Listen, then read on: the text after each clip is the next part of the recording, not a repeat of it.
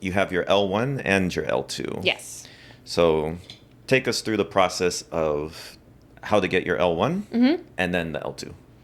So pretty much anyone can go get their L1, whether they want to coach or not, whether you've ever done CrossFit before or not. There were people in my L1 that just seemed like they came across it online and wanted to be there. But usually they're a Saturday, Sunday session, about 8 hours of like movement coaching, fundamentals of CrossFit, some classroom style, like nutrition type stuff. And then you break out into groups and you're learning the foundational movements. So the L1 is more focused on the movements, and the L2 is more focused on actually coaching a class. Got it. Okay. So L1, you do the seminar and you have to pass a multiple choice test at the end. The L2, if you complete the seminar, you pass. Unless you like really, really bomb, you have to do some like mock coaching during the seminar. They give you feedback on, help you with, but there's no actual test at the end. Okay. So L1 is they teach you a bunch of things in the classroom, and then you take an exam. And then the L2 is same amount of time. It's like a day or two. It's a weekend. Yeah, Saturday, Sunday usually, and they're run. I mean, you can look it up. They're run all across the country. Like, there's probably 2 or 3 in Orlando each year. But yeah. And that one they teach you how to coach. Yes, they teach you how to give tactical cues, how to give verbal cues, how to run a class efficiently within that hour time frame, and how to take that, micro approach with an individual athlete and then take it macro to address the whole class, and then really zone in on one athlete and make sure everyone in the class has a good coaching experience. Got it. So like if you see something that someone's doing wrong, you address them, but then you can extrapolate that to everyone. You can announce the class like, hey, if you're but also how to have the class continue working. Like, I'll use like a snatch warm up. You have someone who's on their first day. They need a little bit more attention. So you'll tell the class, hey, do 5 power snatches, 5 squat snatches, and then during that time, you are addressing that athlete that might need a little bit more attention. So you keep the other people in the class busy. Yeah. While you can kind of quickly go over there and teach them no some one's stuff. standing around for too long. Okay. Yeah. And that there's no exam after that, but is there like, you said there's a mock situation where they're like, okay, here's a class, try to coach it. Yeah, so I think it's on the second day. So Sunday afternoon, everyone gets one of the foundational movements. So you might be coaching the air squat, the overhead squat, the med ball clean, push press, things like that. And you have to coach a group of, I think, 7 or 8 people. And your instructor watches and gives you tips on, how to address what's Taylor doing wrong. What did you miss? How could you have, addressed this issue while still keeping the flow of the class? Gotcha. And they're just recording all this stuff, and then they use their best judgment to see if you pass or not? I've never heard of someone failing. You just kind of get an email like a week or 2 later that's like, here's your certificate.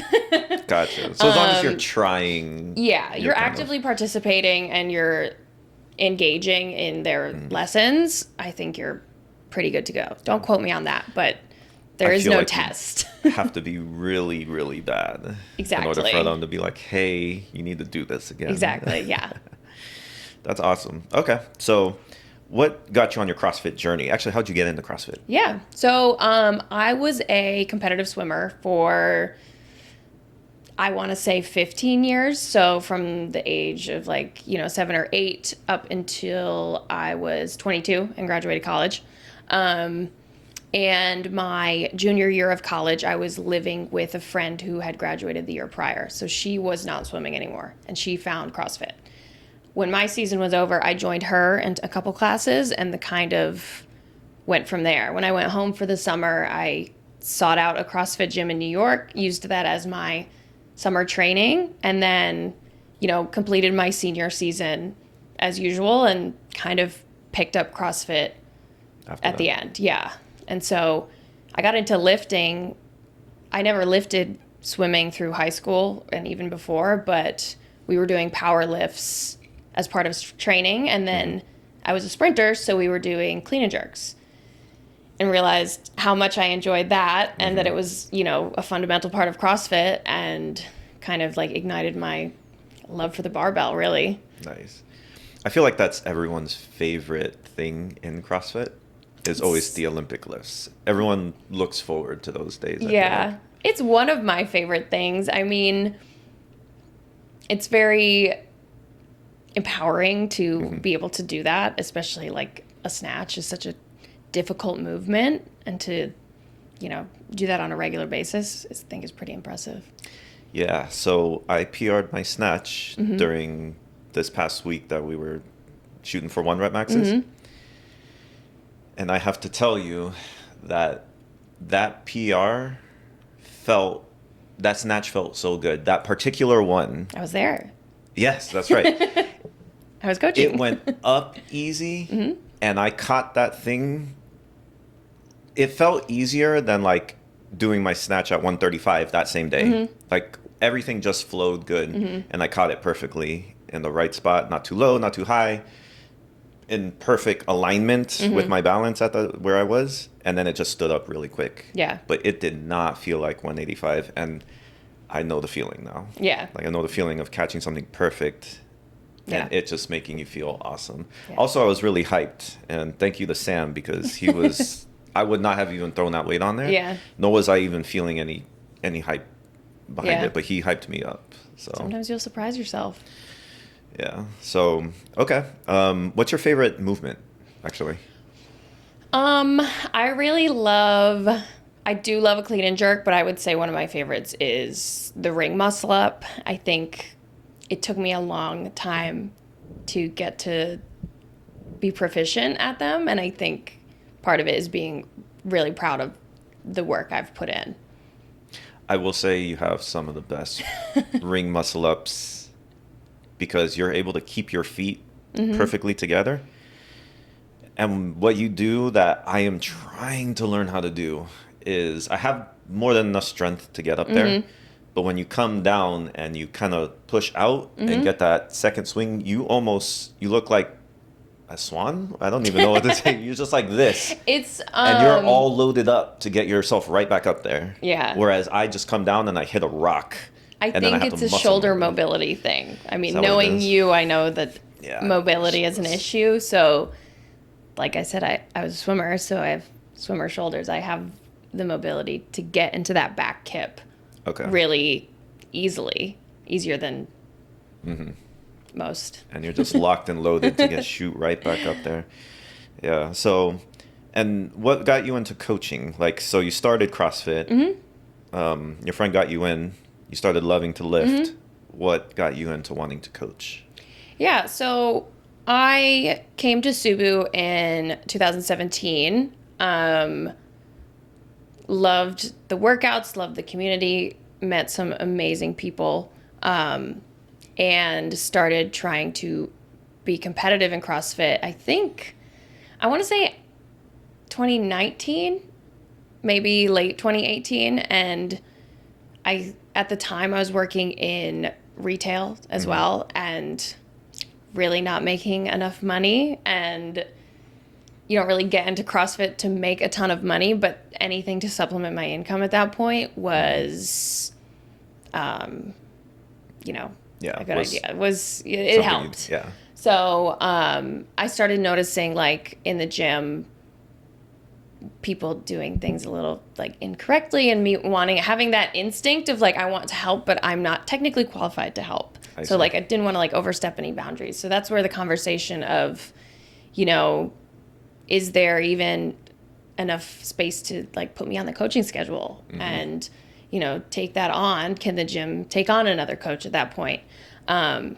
So I've been on and off, but like I've had, I think 8 or 9 classes a week. And then right now I only have 2, which I'm fine with. I transitioned out of that retail job. So yeah, that's kind of my coaching journey. So it was seeing, so you became proficient in CrossFit mostly, and you were starting to see people not doing things correctly and wanting to help them. Yeah. And then being like, hey, I'm pretty good at this. Let's see if I can actually just coach. kind of like that, like instinct of like, hey, widen your feet on your squat, and like maybe like seeing, like wanting to help them get more proficient in whatever skill they were doing. Awesome. I think that's what makes a good coach, though, right? Yeah. Like being able to spot the things, and then not even being able to spot it. You know, How do you communicate? Communicating how to fix it to them. Yeah, exactly. You know? And I think that's one thing Subu coaches do very well is they communicate what you're doing wrong and how you can fix it. And even when you do that, you can tell them something, and it's not always going to stick the first time, right? Yeah. And maybe they only pull one thing that you said, but it helps them improve. And this happened with the clinic yesterday with Dan. Out of all the things he said, one thing stuck with me that I actually used on one of the lifts we did, and it helped me tremendously. Yeah. And that was lining up my bar at the end of my shoelaces. Because before then, I think I had it way too far out. And he just said that one thing, and then the bar seemed to go straight up easier. Yeah. And I was like, oh, that actually worked. So in that 2-hour clinic, I got one thing out of it that's really going to help me from now on. And you have to make those small changes. You can't, widen your feet, get your shoulders back, pull it to your hip, lock out your elbows, all at the same time. It's way too much to think about. Exactly. So you have to perfect one little change and then move on to the next thing you want to fix. Like work on doing one thing during that session. And then as you do it more later on, you change another thing, and eventually it all becomes habit. It's instinct. Yeah. Because if you start thinking about everything, where my feet are, where am I pulling, am I locking everything out? You're going to mess it up if you try. And I've tried. I've tried. But with the snatch, I've noticed that if I can get a really good pull, that helps a lot. Yeah. Because I don't have the mobility in my shoulders or in my ankles to be able to drop super low. Yeah. So I got to try to bring that thing up as high as possible. Yeah. And then I can kind of get under it. Yeah. So it's, it helps. It helps. Okay. So what advice would you give individuals who are interested in starting CrossFit? Like, how do you get people into the sport?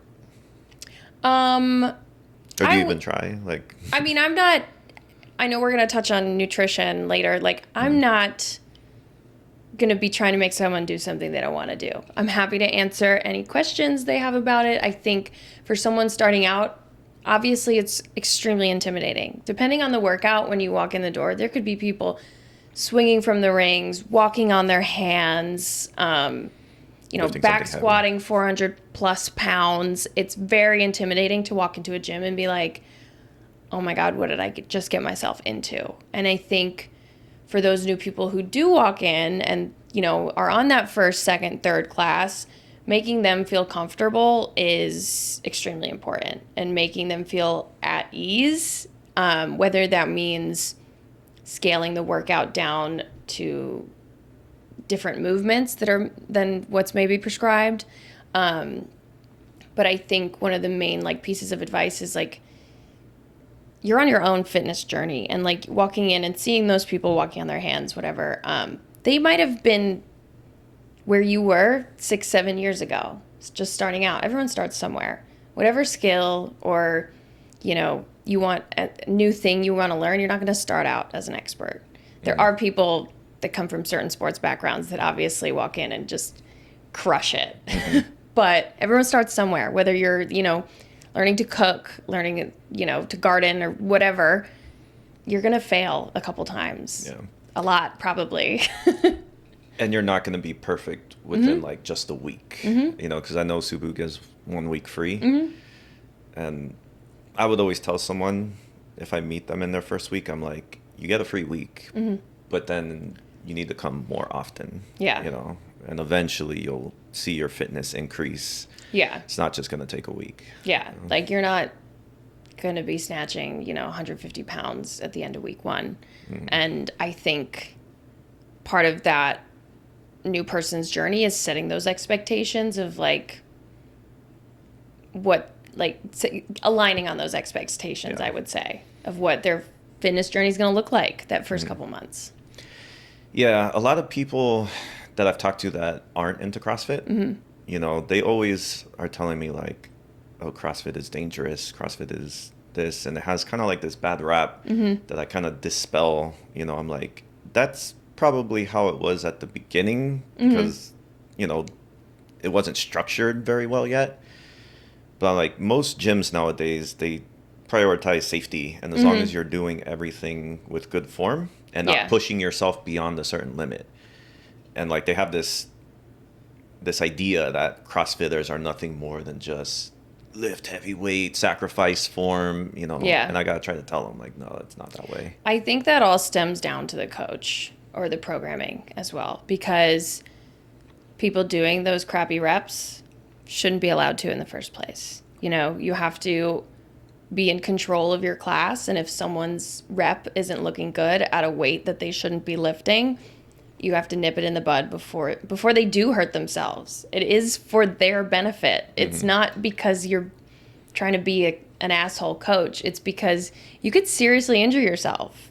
And if you're not keeping an eye on that, it's going to happen. And that's why CrossFit gets a bad rap, is because gyms can program however they want. Whoever owns the gym can, you know, buy into some other programming, do their own programming. So you look around at some gyms and they're a little biased. Maybe, you know, their owner was a gymnast and they're just killing their members with gymnastics movements every single day. I think that's a little less common now because in order to succeed, you do have to have a balanced program. But I think it got a bad rap because of those crappy gyms and with crappy coaches who weren't paying attention to their members. Yeah, I would agree. And I always liked working out. And I used to do jiu-jitsu and MMA stuff before then. Yeah, and that community has their ideas about what CrossFitters are. It's funny because my CrossFit friends look at the MMA and jiu-jitsu stuff and like, that's so stupid. Why would you want to get hit in the face? Yeah. And then my MMA and CrossFit buddies look back at CrossFit and they're like, that's for pussies. But I loved CrossFit because I've always enjoyed working out. But what I love about it most is the competitive aspect to it. And I think a lot of CrossFitters feel this, and maybe you do too, you can tell me. But I remember walking into the gym and looking over at two particular people and wanting to compete with them. And that competitive nature comes out very much in the CrossFit gym. Yeah. Do you feel that at all? I feel that because I grew up a competitor. But there are plenty of people who are just coming in to get their workout. And, you know, they'll put their scores on the board, they'll log their weights, but they don't care what place they're in. If they have the star next to their name, they don't care. Some people, they're like, I don't ever want to get a ring muscle up. I don't ever want to, you know, walk on my hands, do a handstand push-up, whatever. They're just there to get a good workout, which is, I think, is also fine. But then you do have those, you know, competitors that I think as long as it's friendly and not malicious, that sense of competition pushes people beyond what they would do if they were doing the workout alone, which is what I love about a class. Do you think you need that competitive nature in CrossFit if you want to compete and be a competitor? Do you think you need that? Yeah, you have to have a certain kind of drive, I think. Different than like that person walking in on their first day. You don't want them to be comparing themselves to everyone in the gym. But if you're trying to actually be competitive, you have to look at what your neighbor's doing. Doesn't mean that you should be doing it too, but paying attention to how are other people progressing and using that to build a relationship too, and even progress together. You become, you know, teammates in a way, cheer each other on. Exactly. Yeah. I love that about CrossFit because you can compete with someone and want them to do well at the same time. Exactly. And that builds a pretty strong bond, in my opinion. Yeah. You know, and it gives you a reason to keep showing back up. And Yeah. the community aspect of CrossFit is pretty impressive. And I think a lot of people don't understand it until they experience it. Yeah. So For sure. yeah. So this gets us into another question that you've talked to me about, and that you probably think I ignore it, and I probably do to a certain extent. I know where but we're it's going. no less important.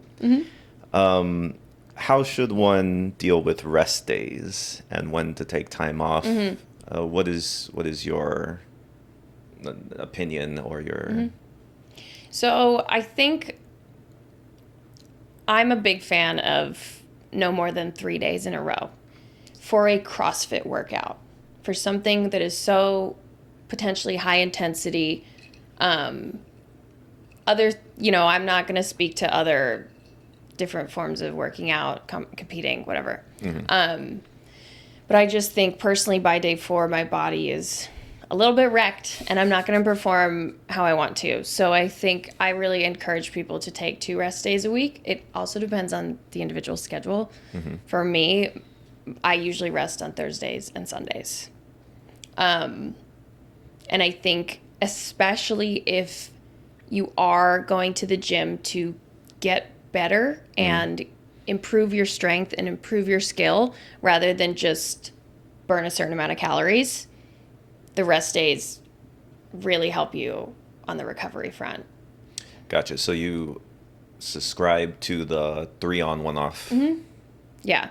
And I think like off doesn't mean you're not doing any movement. It just doesn't, it means you're not doing a Metcon and getting your heart rate into zone 5 and like laying on the floor in the puddle of your own sweat. You can still, do a yoga class, go for a bike ride. I usually try and do 1 yoga class a week, walk my dog every day. I'm still getting some movement. It's just not, there's no weights or, gymnastics, high intensity involved.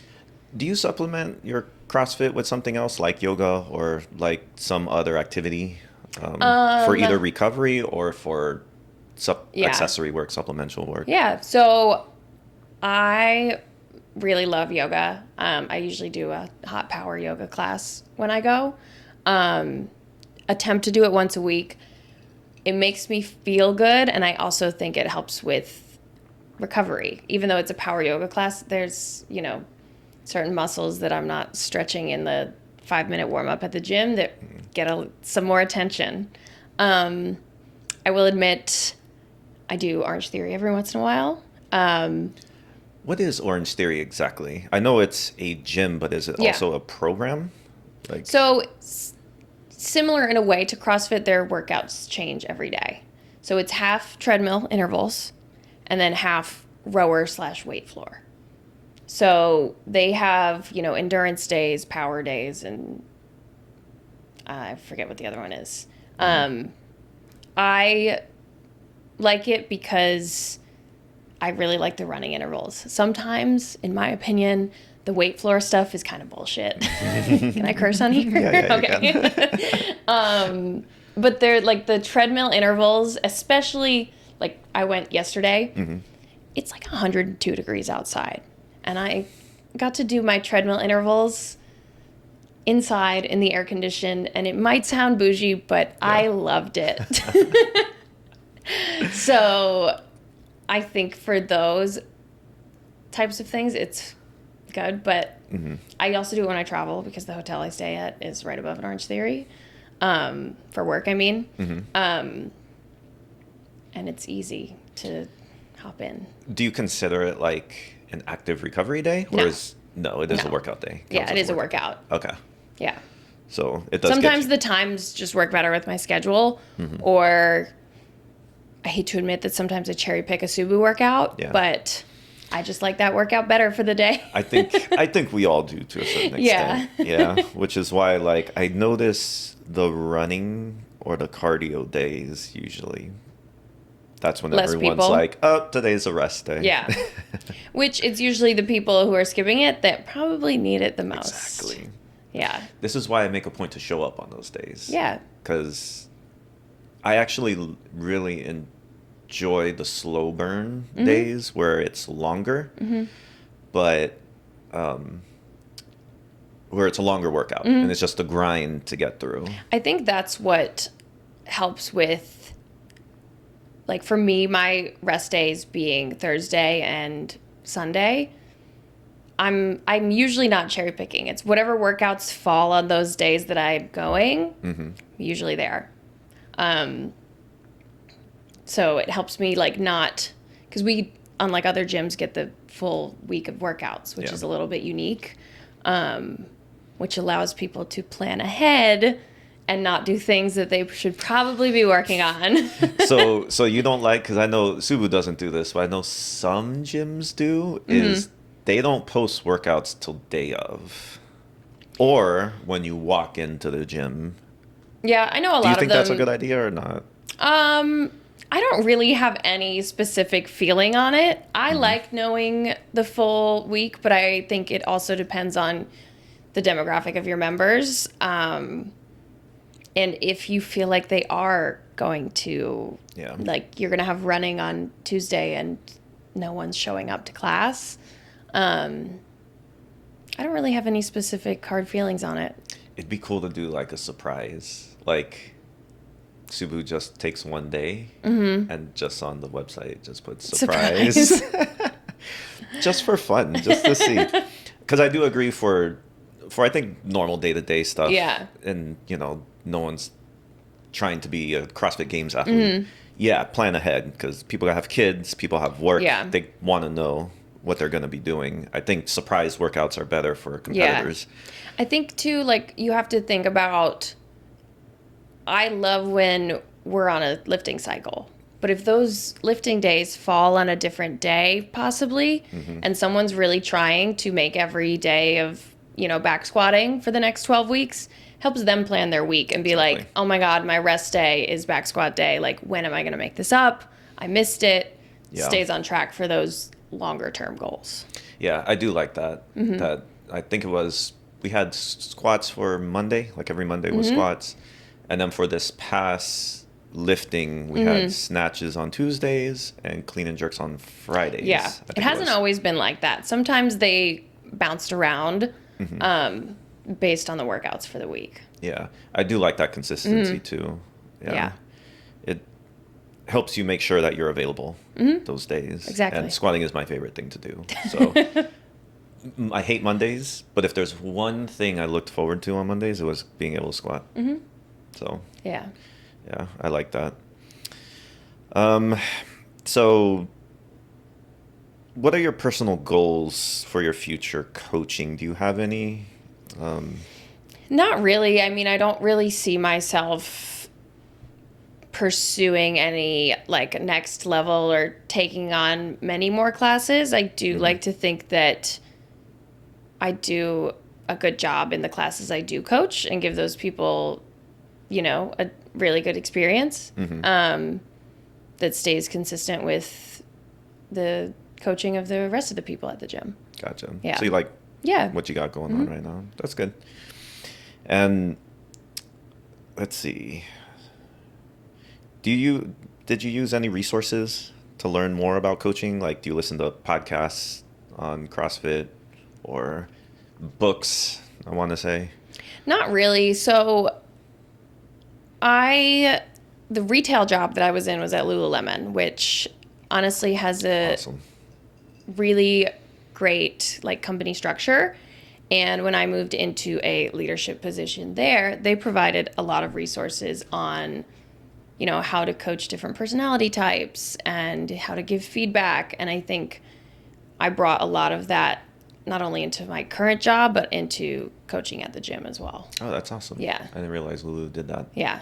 Is Lulu, they're not specifically to CrossFit, right? No. It's more just a general all around. They started as a yoga brand and then branched out into pretty much all sports now, but awesome. Yeah. So I like to ask this of everyone, especially the coaches. What is your favorite movement? Okay. And what is your least favorite movement? Well, I told you the ring muscle up for my favorite. Yep. My least favorite is double unders because I'm not very good at them. And it hurts when you mess up. Yeah. Yeah. Yeah, you slap yourself in the back. Exactly. I had welts when I first started to learn them. Yeah. Yeah. Okay, so dubs. Yeah. Okay. That's good. Is Miguel aware of that? Oh yeah. Okay. I've shed many tears over double unders. I've thrown many ropes across the room. I've done double unders in the mirror. I've used different ropes. I just cannot. So when I was learning double unders, Yeah. and I was maybe in Subu for 3 or 4 months, and I was kind of getting them. So in the workout, we were doing them, and I was just tripping every single time. And Jess was coaching that day, and I grabbed the rope and I threw it across the room. And she's like, "Hey," and I'm like, "I'm sorry." And I think I skipped the rest of the double unders and went to the Just whatever next the movement exercise. was Yeah, next. it was just I gave up. At the end of the class, I apologized for it, and she's like, "Oh, no problem." But I understand the frustration. It is frustrating because there's certain things that you really like need agility or strength or flexibility for. Double unders is just a skill, and I just cannot seem to. I can do them decently, but it's labored and frustrating. Like, I wouldn't say I can't like string some together, but not with the ease of some other athletes at the gym. Yeah, not like Miguel can probably just do 100 unbroken. Yeah. And not even. Exactly. What's your number? Because I know where my number is unbroken. I can get to like 60 or 70. That's pretty good. But that's like fresh, right? Yeah, it's fresh. I have like some shoulder issue that really like it makes itself known in other movements, but double unders, like it just like It tires. locks up, and I cannot seem to get the rope like even. Yeah. And you know, if I'm fresh, I'm usually pretty decent, but depending on what it's paired with, it's a struggle. I actually think I'm around the same. Yeah. I think maybe 60 is my fresh. But in the middle of a workout, obviously towards the end, like getting to 30 is a struggle. Yeah. Unbroken before my shoulders are just lit on fire. Yeah. Because that's And then some there's people, some it's days their- where it just doesn't happen. yeah. Like some people's, it's their lungs that they can't deal with. My lungs are usually fine on dubs. Yeah. It's my damn shoulders Yeah. that get burnt out really, really quick. Yeah. And then I start to exaggerate the movement. The more tired they get, the more I exaggerate Yeah. the movement. And then I'm working them even harder. So Yeah. it's like a steep fall It's off. just a decline, yeah. And then I just have to sit there and pant for like 20 seconds. Then maybe I can get back into the dubs. Yeah. So they slow me down in workouts. For sure. Yeah. But having said that, it's just like the Echo bike for me. I will choose to do them because I know it's my weakness. So Yeah. that's just the way I am. There's only one movement that I don't like. Which and is? that I probably will always scale from now on, and that's box step overs, weighted Oh. double dumbbell box step overs. Yeah. Rough. And it's mostly just because I just know I'm gonna blow a knee out coming off the end. Man. Yeah. I'm holding those things, stepping over, and then coming down is where I'm really worried. Yeah. That I'm just gonna step one day and that thing's just gonna pop. Yeah. Especially in my old age. But okay, so dubs for you. Now let's move on to nutrition, because you have a precision nutrition certificate. Yeah. What is that?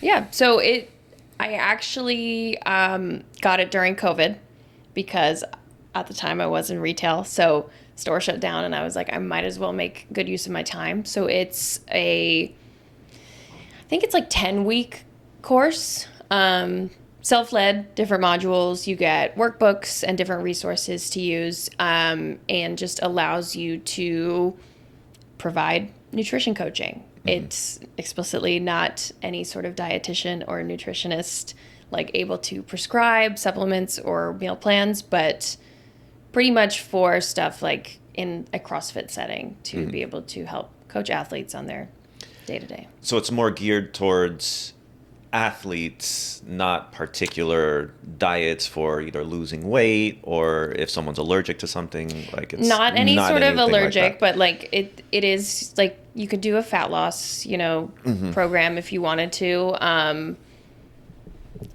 I said CrossFit, but like anyone that walks into a CrossFit gym, whether you consider yourself an athlete or a competitor or not. So is it more for like macros? Like it's a way to... Yeah, it's macros, and it's how to, decide what to give people in that sense, and also how to coach without macros, because not everyone wants to weigh their food every day. Yeah. And giving people different resources or tactics to improve their diet for fat loss, maybe for muscle gain, or maybe even just to feel better overall. Got it. So did you get it, and did you have any like... What'd you use it for? Did you use it for clients, or did you want it for yourself at first, maybe just to kind of... I initially just got it for myself, but then we did a sort of transformation challenge at the gym that I think was the first time I really applied the knowledge. So from there, I had it was a month long or 6 weeks, I'm not sure. Had a handful of people who stayed on afterwards as well. And then from there, on and off through the years, have had a couple different clients. Yeah. So what's the most important thing when thinking about dieting? Like, I know this is such a loaded question. I don't even want to call it dieting. Yeah. What would you call it? Like, Well, dieting implies that there's some sort of restriction, which is really, really toxic. As someone who probably went on their first diet when they were like 13. So I think my approach is looking at big picture what your goals are and how do we get there in a sustainable way. Okay, so you don't think someone needs to restrict something completely, right? No, unless you're allergic, you should not be dairy-free, gluten-free, whatever. Like, or sugar-free or anything. Because too extreme. I have experience with that. I was vegetarian initially because I just straight up didn't like meat. Okay. But then I went vegan because in my head, going vegan meant I can't eat dairy, so I can't eat cheese, and cheese is fatty. So therefore, my calories lower just by restricting myself from cheese and eggs and butter. And then I was gluten-free. And then, like, it just... You've tried it all. It was my way to rationalize cutting out an entire food group. Mm-hmm.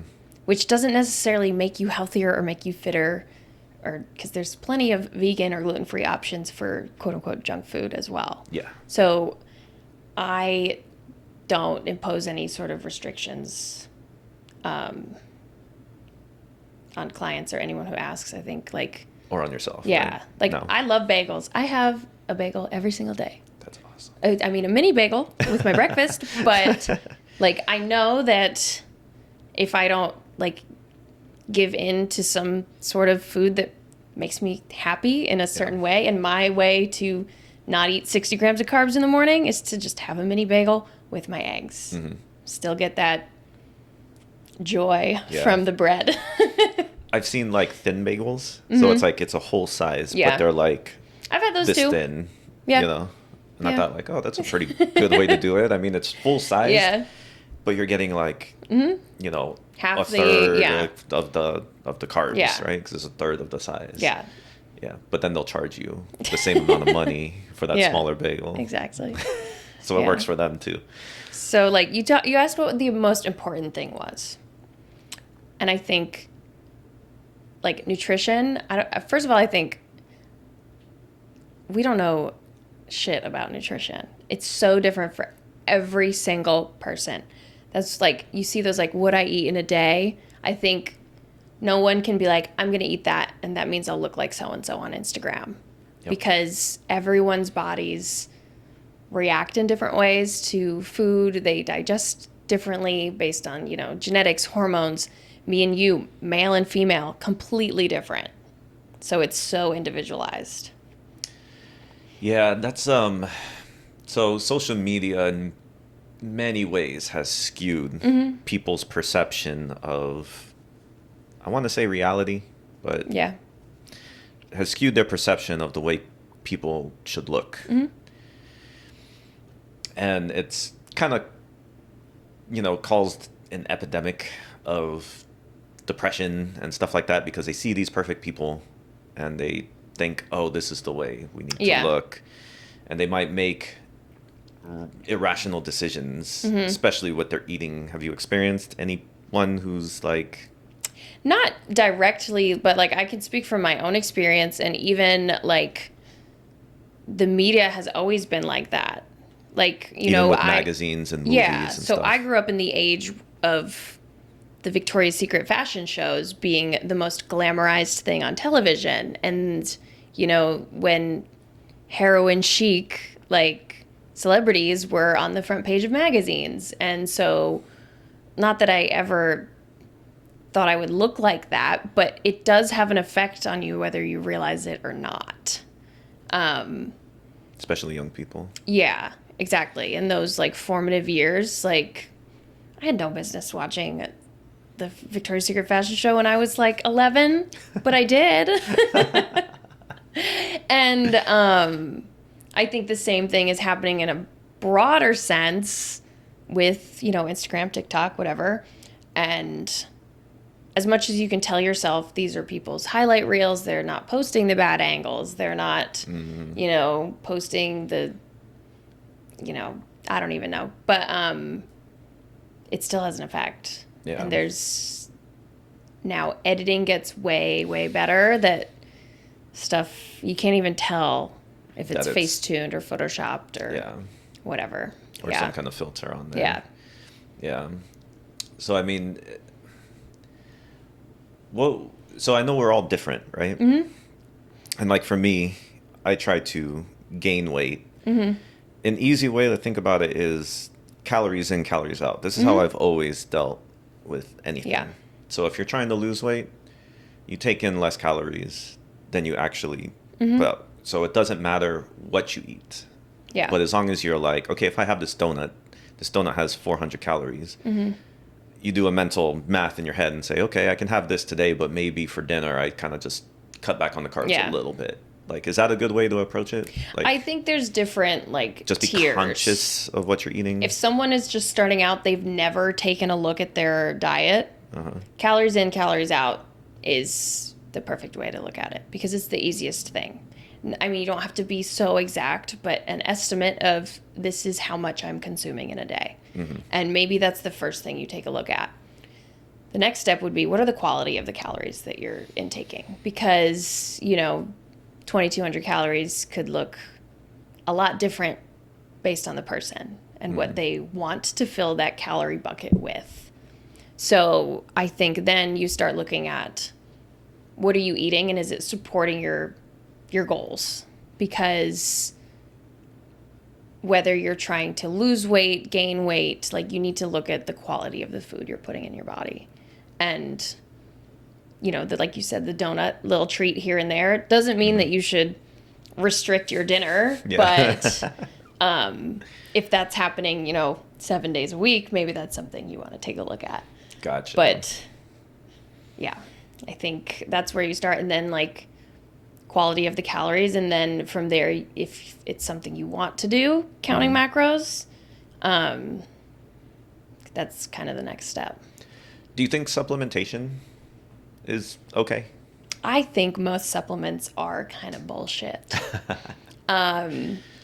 So even like are you talking like vitamins? Yeah, and I want to say for more like for micronutrients. So let's say no, eat your damn vegetables. What about like green powder, like AG1 or something? Not even no. that? Are you kidding me? Hell no. Make your own smoothie and put real spinach and kale and strawberries and bananas in there. I think it's a marketing scheme. I mean, in a pinch, if you're like, stranded on an island with no salad, drink your AG1. But it's extremely expensive for what you're getting, which is mostly like sugar water. Gotcha. Yeah. So you think just make it yourself? I think if you're eating a fairly balanced diet, you really shouldn't need a greens powder. I think a protein powder is fine, especially like I was vegetarian. I eat meat now. Mm-hmm. but I don't eat a ton of it. So like if I don't feel like I've gotten enough protein in a, you know, a pinch, make a protein smoothie, make, you know, something like that where you're actually getting those macronutrients where like, you know, AG1 is going to have, I don't know, 20 calories. Mm-hmm. You're not going to be satisfied in any sense. You're just dumping a bunch of bullshit into your body. So, I mean, I agree with you 100% because also I think the things that AG1 is missing is probably going to be like fiber and stuff like that. Yeah, right? and like not to kind of just call them out, but they're the most popular greens powder at the moment, so. Yeah, exactly. So I agree with you, but I got to be honest, one of the hardest things for me to take, obviously macros are pretty easy to get in. Mm-hmm. Carbs and fat are probably the easiest type of macro to get. Yeah. Protein, you might have to work on that a little bit. You know, you got to be mindful to eat protein, especially leaner protein. But your micronutrients, not so much, right? So for someone who doesn't cook all their meals and eats out and finds it hard to get huge amounts of vegetables, could you supplement with green powders? It's not I wouldn't put them equivalent. Like eating vegetables versus a greens powder. I wouldn't use one as a replacement for the other. Like, I'm sure there are some benefits to a greens powder from a like vitamin standpoint, but you can also take a multivitamin that's extremely like it's way less expensive. It's not worth the money. But no, I think that, you know, actually chewing on a vegetable is not the same thing as the greens powder. I'm not. I'm trying to. You're trying to rationalize. I'm trying to rationalize because hopefully sometime in the future I'd be okay with AG1 sponsorship or something. So. I don't want this to come back and hit me in the butt later and be like, he was talking shit about AG1. So hopefully. No, only his guest was. That's funny. Yeah. I did the coaching with Nina, and I kind of like how she did it. I think she might have had the same certification she as does, you. yeah. Okay. So she was more like, you don't have to measure too much. You know, just record what you eat and be mindful of what you eat. Yeah. And also, honestly, a really good one is just try to cook your own food. Yeah. As simple as that. Just make your own food at home. You know, quality-wise can be a lot better. And so I kind of liked her approach where she was just like, just record what you eat. And as long as you're mindful of what you eat, you'll end up eating much better than if you were just like, I'm going to stop buying McDonald's on the way home or something like that. And this is where I have a problem because to me, working out is immensely easier. It's easier for me to make it to the gym every day, mostly because I love it too, than it is to eat the right things. And I find myself eating like crap all the time, eating out way too much. And I can blame it on time. Yeah. I mean, there's a couple things, but I think, like, if you're looking for physical changes, like, it is food. Like, the workouts help, but it's mostly food. And I think I like what you said about mindfulness, too, and just being mindful of your choices. And it doesn't have to be some, like, weighing everything down to the gram. Cooking at home, knowing what goes into your food. Exactly. Really helps. I will say, like, when you're eating out though, don't hesitate to ask if they can substitute something. Yeah. Just the worst that can happen is they say no. And just ask, hey, is there any other option as a side? Can you do this with, chicken instead of beef? Yeah, can I get a salad instead of fries? Yeah. Or something exactly. like that. It doesn't hurt to ask those questions. So being mindful of cooking at home, and then... I would also say, like, don't try and change, just like we were talking about with snatching, like, don't try and change everything at once. Start with, if your goal is to get more protein, focus on that for 3 or 4 weeks, and then move on to, I don't know. Like yeah, getting a vegetable in at 2 out of your 3 meals of the day. But don't try and like, cut your fat in half and like cook all your meals when you haven't cooked any before. Like, it's just like your fitness journey. It's going to be a little bit slower, and the changes aren't like, you're not going to eat a good meal at night and wake up and be like, oh my God, I'm so fit and skinny. Like, it's going to take time. Yeah. And you don't want to like do a drastic change right away. Yeah, because that's what, like we talked about restricting, is if you just kind of like upheave your entire diet and something like, I'm not going to eat dairy or I'm going to eat like low fat, it builds and builds and builds until you're like, oh my God, I need it. It's like it's almost addictive. So like those small changes that you can support in your day to day are super important. Yeah, I do agree that if you deprive yourself of something, you'll crave it even more, to the point where you might relapse. And then if you're too hard on yourself for like having that piece of cheesecake, then then you're just gonna spiral back down. Which I've been a part of that cycle of just being so healthy and eating so clean for, maybe I make it like 2 weeks, and then all of a sudden it's like open season on the chip aisle, So incorporating those foods that do make you happy and do bring you joy, even if they aren't healthy, into your day to day, so that they don't become this glaring, like, no food, like restriction. Like, I can't have that, because you can. You're not allergic to Doritos. But like restricting those rather than treating yourself to a handful once or twice a week just is a recipe for disaster.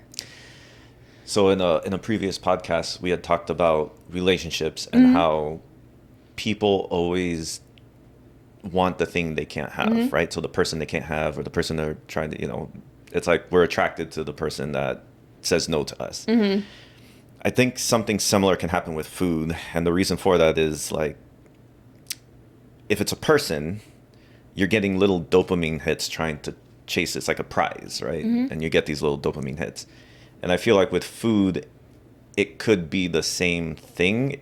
If you deprive yourself on it, you're going to want it even more, because we're just wired to want what we can't have. Yeah. I mean, but if you can have it, if you tell yourself, okay, you can have a bagel, whenever you want, just make it smaller portions, then you won't have that urge to like just go all out, and splurge on a bagel or a milkshake or whatever. Exactly.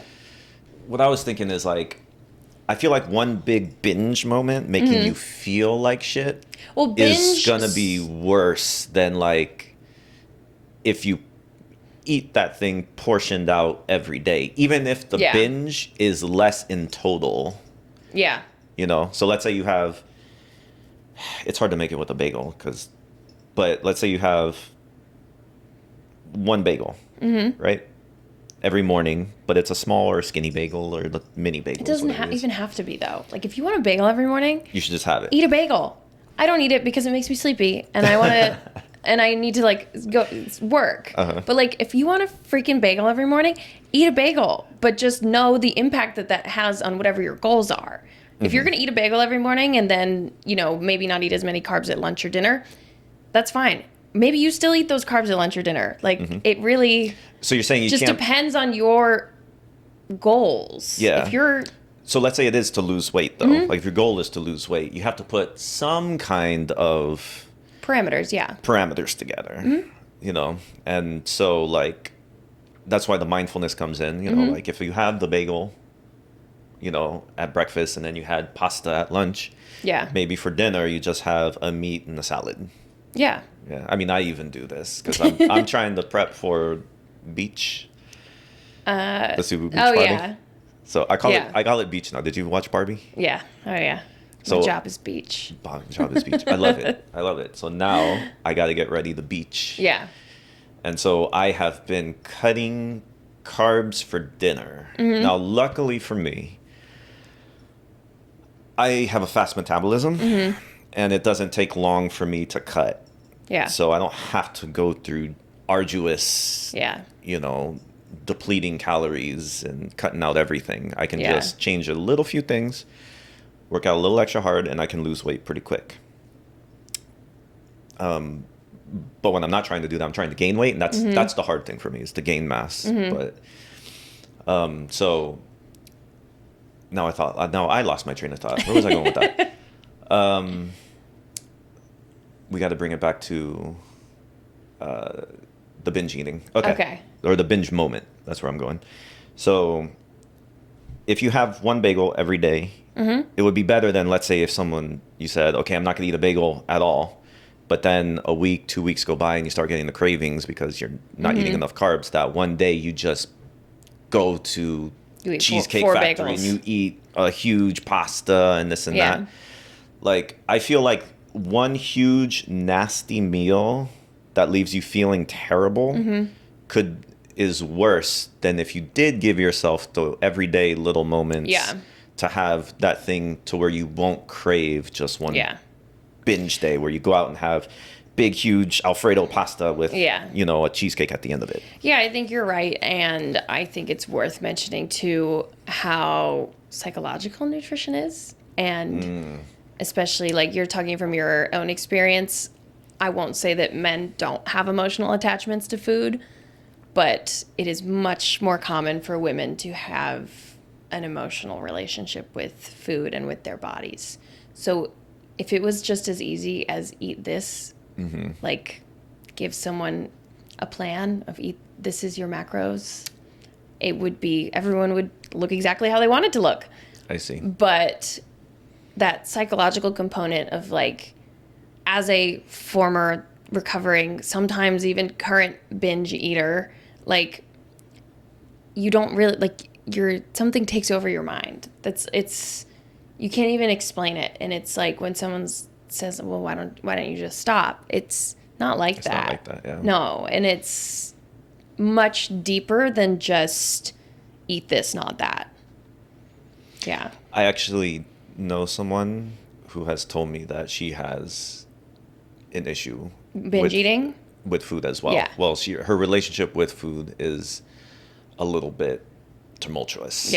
And it's, as I told you, I've recovered from an eating disorder in the past. I still deal with a relationship with my own body and food that I've worked really, really hard on. And it does take work to backtrack those habits and those, whatever you're being fed by the media. And I mean, I don't know about you, but I grew up in the time where no one knew anything about nutrition. Like, I grew up in, like, the low fat craze and the 100-calorie packs. And this was during the 90s, early 2000s. So late 90s, early 2000s. And so that has an impact on how you look at what you're putting in your body today and what your relationship with your body is like. And I think it takes work, whether you're doing it yourself, whether you're using a professional, whether, you confide in someone. I think it's a journey, and I don't think, like, I can only speak from my experience, but I don't think that will ever go away.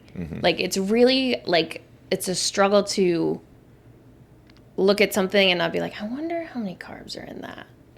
You're constantly thinking that whenever you look at it. You have to stop those thoughts. And that's where the work is to just stop and, like, ride this fine line in between, food freedom per se and extremely restrictive calorie counting. Got it. Yeah. First of all, knowing that you have that issue and constantly trying to do something about it, that's good. Yeah. That's a good thing, because a lot of people could just give in and then not eat very well and gain health issues because of that. So it's good that you know this and you're doing something about it. And I don't think a lot of people know, because no one would look at you or even this other friend of mine, you can look at them and be like, they are super fit, they do CrossFit. You wouldn't think that they would have these, issues with food until you actually learn about it. So I think people should know that just because you look a certain way doesn't mean you're not dealing with a certain issue. And that's just for food. I mean, this can go for everything. It can go for depression. It can go for a lot of things. Yeah. So number one thing is don't assume, basically. Yeah, I think don't assume someone's experience. Goes the same for, body image, body dysmorphia. Like, just because someone looks a certain way, is a certain weight, doesn't mean that they are, happy and satisfied and, don't have an eating disorder. You can be big, small, tall, whatever. You don't know what's going on in someone's head. Exactly. Yeah. And I think that's something we have to remind ourselves of because I think most people know, but you need to remind yourself before, you say something to someone, even if you think that their life is perfect or they look different. You never know what's going to trigger someone. Yeah, exactly. Until you actually trigger them, and then you're like, oh, shit. No. Which is also not bad, Like, you don't walk on eggshells, but also, be mindful of what you say. Yeah, exactly. I think most of us are. But like I said, you got to remind yourself. I have to remind myself. Sometimes I say things and this comes back to my issues with social anxiety. I'll say something, and then later on be like, oh, I shouldn't have said that. Yeah. And then I think to myself, damn, that was stupid. Or and then you're playing out, what if I said this and the situation would have gone so different? So different. And you just, you're sitting there in bed, laying there, not being able to sleep because of this. But I have to remind myself, honestly, no one's thinking about that except you. Everyone's thinking about themselves. Everyone's thinking about themselves. Sitting in bed doing the same thing about what they said. But you're not sitting there wondering about what they said. What they did, exactly. Yeah. So when you feel like, when you get that, that's an empowering moment where you're just like, oh, no one gives a shit. It's like, to relate this all back to the gym and body image and stuff, it's like, I used to be scared to take my shirt off at the gym if I didn't feel a certain way that day. But you have to realize, like, no one cares. They're not thinking about you. Like, they're worried about themselves. They're looking at themselves. So it's like, if it's hot and I'm sweaty, it's coming off. There's probably a good chunk of people that probably look at you and are like, damn, I wish I looked like that. So you tell yourself that, and it's kind of okay. Yeah. But, okay. Well, this was fun. Thanks for coming on, Maddie. Yeah. Thanks for having me.